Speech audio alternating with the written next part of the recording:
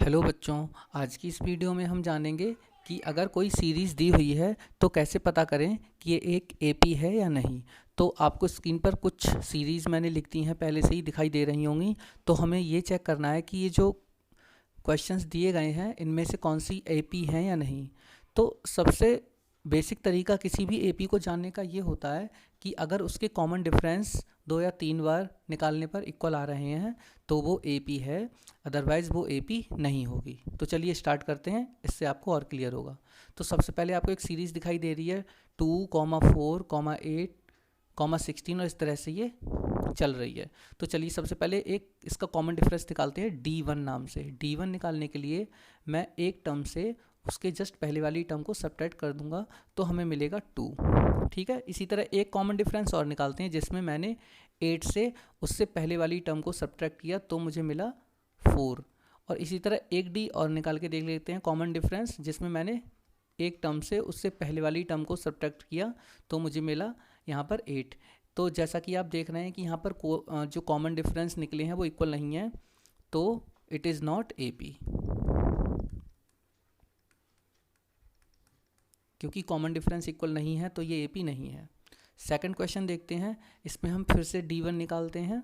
तो D1 निकालने के लिए मुझे 5/2 से 2 को सब्ट्रैक्ट करना पड़ेगा, और जब आप इसको सॉल्व करेंगे तो 5 और 2 की मल्टीप्लाई आप 2 में कर देंगे तो 4, और अब होल अपॉन में 2 आ जाएगा, तो इस तरह से आपको 1/2 मिलेगा।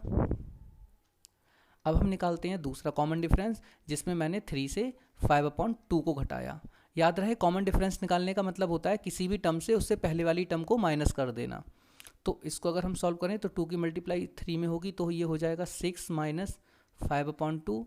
तो यहाँ से भी मुझे 1/2 मिला। और इसी तरह एक टी और निकालते हैं D3 नाम से।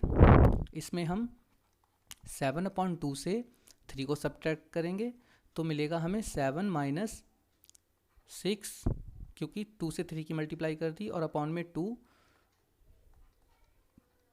इस तरह से हमको यहाँ पर भी 1/2 मिल गया। तो यहाँ पर देखिए, यहाँ पर हर बार हमें जो कॉमन डिफरेंस मिला है वो इक्वल मिला है, तो ये एक एपी है। It is an AP.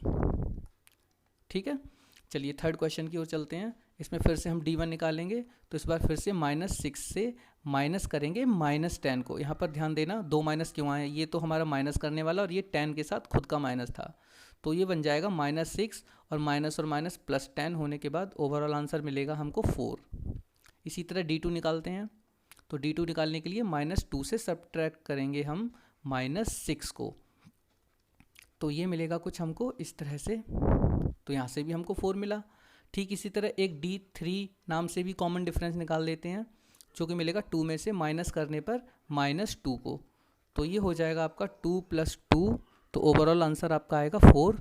तो यहाँ पर भी इक्वल है, तो इसका मतलब इट इज़ ऑल्सो एपी। तो लिख देना इट इज़ एन एपी।